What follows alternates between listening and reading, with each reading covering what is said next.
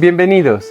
Es un gusto estar nuevamente reunidos para reflexionar sobre la palabra de Dios y hoy también nos auxiliaremos con algunas preguntas.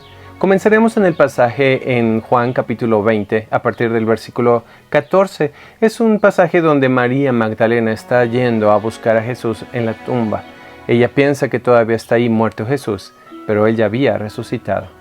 Versículo 14 dice: Y como hubo dicho esto, volvióse atrás y vio a Jesús que estaba allí, mas no sabía que era Jesús. Y dícele Jesús: Mujer, ¿por qué lloras? ¿A quién buscas? Ella, pensando que era el hortelano, le dice: Señor, si tú lo has llevado, dime dónde lo has puesto, y yo lo llevaré. Jesús le dice: María. Volviéndose ella, le dice: Raboni, que quiere decir maestro. Jesús le dice: No me toques, porque aún no he subido a mi Padre, mas ve a mis hermanos y diles que subo a mi Padre y a vuestro Padre, a mi Dios y a vuestro Dios. Pregunta: ¿por qué le dice Jesús a María: no me toques? Para poder responder esto necesitamos auxiliarnos del Antiguo Testamento, en el libro de Levítico capítulo 16, donde Dios registra el día de la expiación. Ese día era la única oportunidad donde el sumo sacerdote podía entrar al lugar santísimo.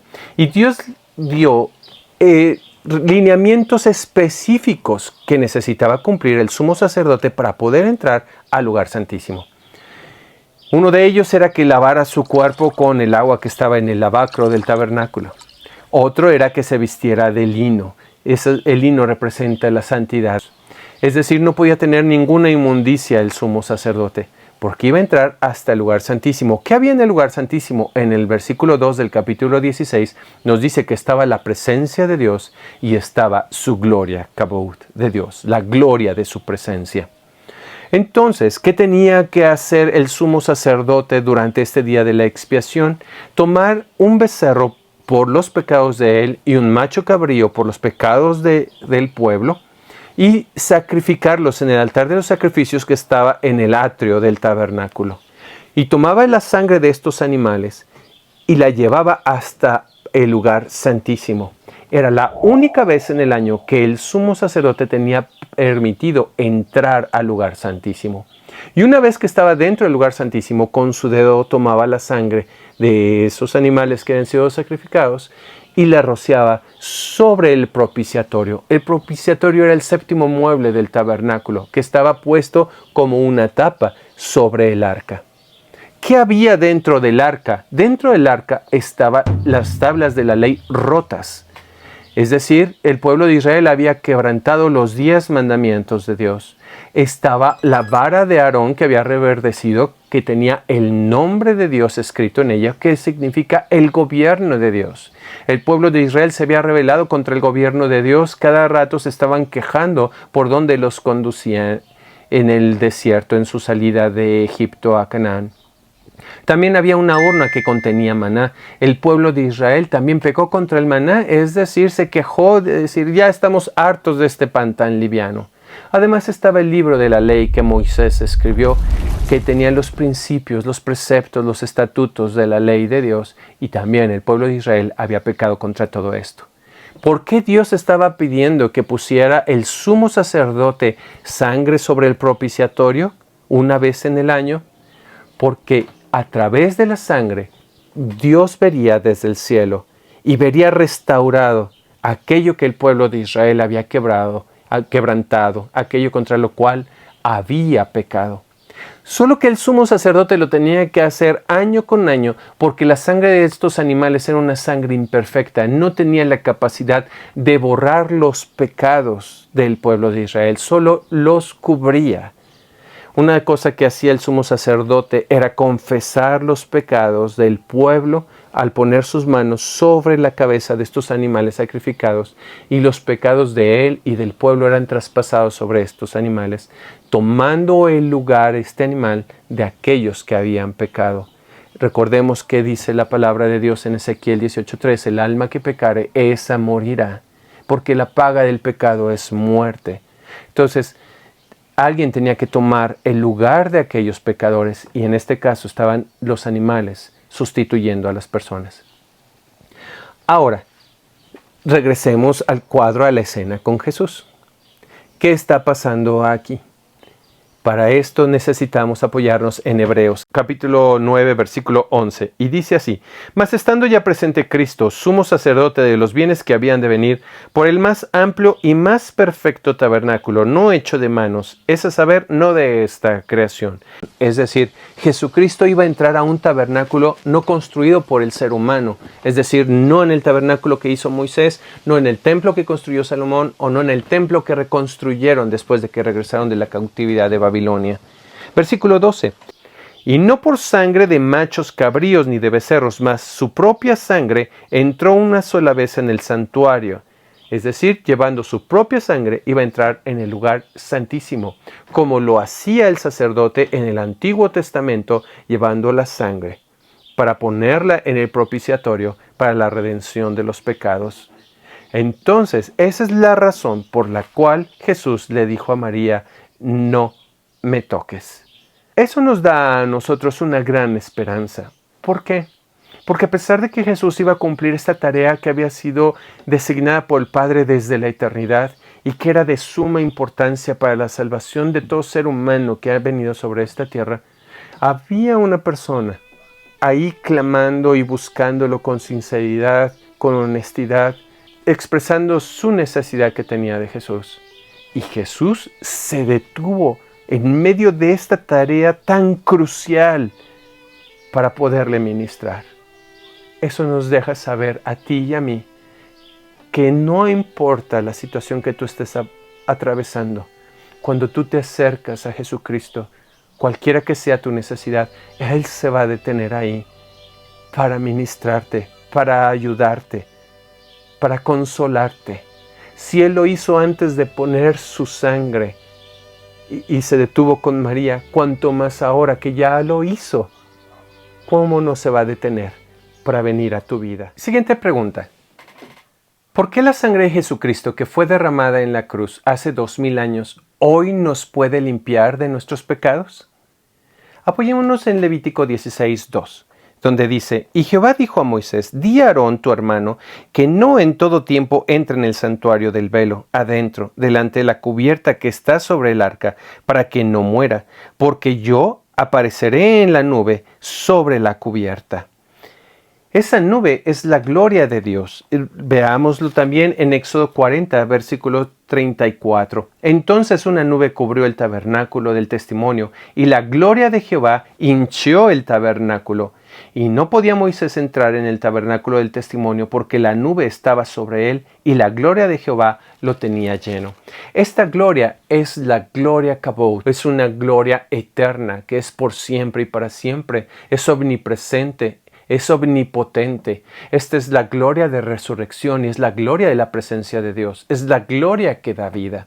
La que estaba en el lugar santísimo sobre el propiciatorio, donde el sumo sacerdote ponía la sangre. Entonces, cuando Jesucristo ofreció su propia sangre, la sangre que Dios había destinado para la redención de la humanidad, ¿qué sucedió? Veámoslo en Hebreos 9, donde dice: Porque no entró Cristo, versículo 24, en el santuario o en el lugar santísimo hecho de mano, figura del verdadero, sino que Él entró en el mismo cielo para presentarse ahora por nosotros en la presencia de Dios, y no para ofrecerse muchas veces a sí mismo, como entra el sumo sacerdote en el santuario cada año con sangre ajena, sino que Jesucristo entró con su propia sangre y la puso sobre el propiciatorio en el cielo, y estando ahí la gloria del Padre, esa gloria omnipresente, eterna, se unió a la sangre del Hijo de Dios.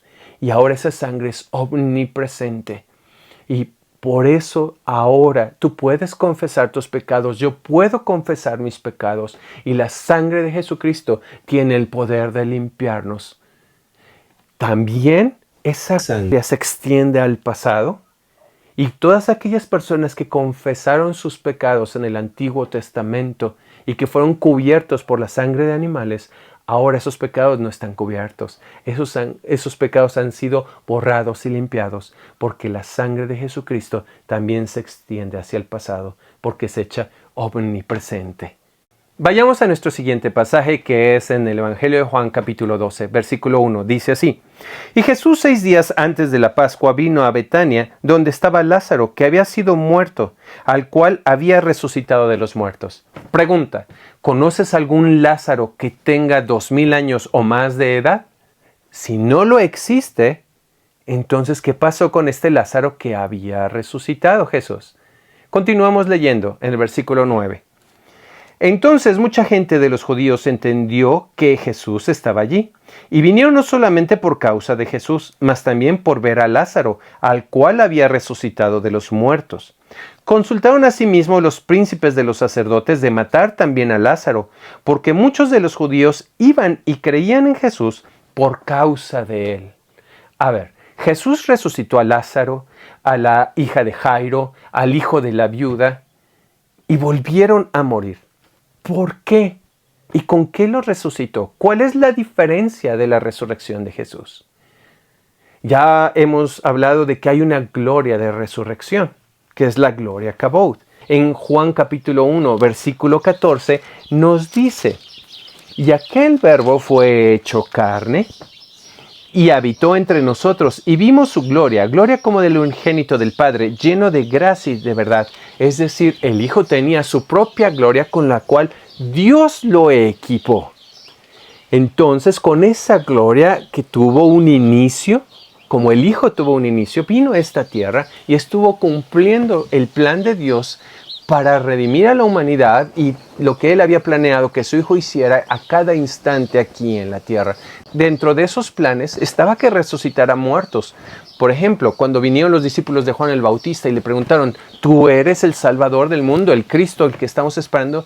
Y Jesús les dijo, entre otras cosas: vayan y díganle a Juan que los muertos son resucitados. ¿Por qué Dios le dio la capacidad a su Hijo de resucitar muertos que después volverían a morir? Para cumplir el plan que Dios tenía de aumentar la fe de las personas en Jesús y que vieran que Dios estaba enviando a su Hijo a salvar al mundo. Por eso Jesús resucitó muertos. No era para darles todavía vida eterna, el cuerpo eterno con el cual iban a estar por la eternidad, sino era para mostrar que el poder de Dios y la salvación de Dios habían llegado a esta tierra. En este tiempo, cuando Jesús estuvo resucitando muertos en la tierra, todavía Él no había resucitado de los muertos personalmente. Todavía la gloria del Padre no estaba en Él. Por eso solo resucitó a los muertos con su propia gloria y tenía la capacidad de darles vida. Pero volvieron a morir. Pero el día viene cuando Jesús vendrá con la gloria del Padre y vendrá con su propia gloria, y ahora sí levantará, ya sea que estén muertos o transformará a los que estén vivos, tanto con la gloria del Padre como con su propia gloria, para darnos vida eterna. Y esto es algo que nos da esperanza para esforzarnos día con día y continuar caminando con Dios con rectitud, conforme a los principios de su palabra, porque tenemos la mirada puesta en que un día seremos resucitados o transformados por la gloria del Padre, por la gloria de Jesús, para vivir con ellos por la eternidad. En el video anterior vimos que Jesucristo murió y que experimentó una triple separación igual que cualquier pecador. Su cuerpo fue a la tumba, su espíritu fue a Dios y su alma bajó al infierno. Ahora, Él estaba ahí sumiso, obediente al Padre, pagando hasta lo último por tus pecados, por los míos. El libro de los Salmos explica el tormento que Jesús estaba teniendo ahí en el infierno, el ataque que estaba recibiendo de todos los espíritus malvados que estaban en ese lugar, en el Salmo 18 y en el segundo libro de Samuel, capítulo 22. Jesús no iba a levantarse por sí mismo, Él traía una gloria engendrada, pero se necesitaba de algo más para levantarlo. ¿Qué era lo que lo iba a levantar del infierno? Leamos en Romanos 6, versículo 4. Dice así: para que como Cristo resucitó de los muertos por la gloria del Padre, así también nosotros andemos en novedad de vida. Versículo 9. Sabiendo que Cristo, habiendo resucitado de entre los muertos, ya no muere, la muerte no se enseñoreará más de él. ¿Por qué?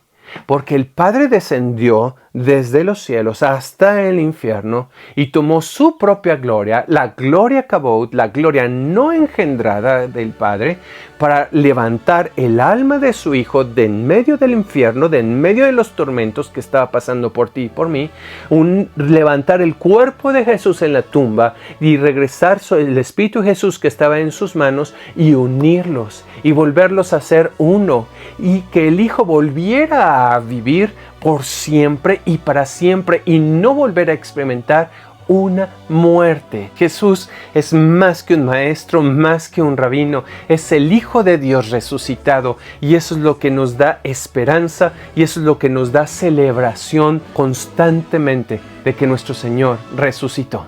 Una de las cosas con las que nos podemos quedar de todo lo que hemos estado platicando y reflexionando es de que ahora el Señor Jesucristo, que vive por siempre y para siempre, Él tiene dos glorias, su gloria y la gloria del Padre.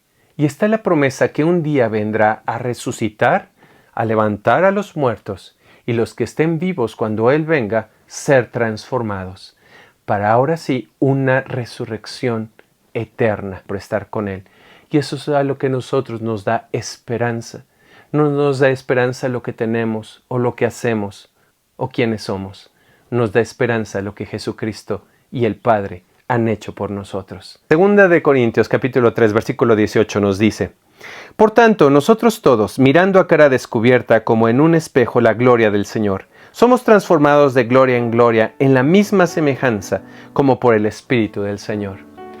Es decir, no tenemos que esperar hasta la eternidad o el día de la resurrección para que Jesucristo empiece a transformarnos mediante el poder de su gloria.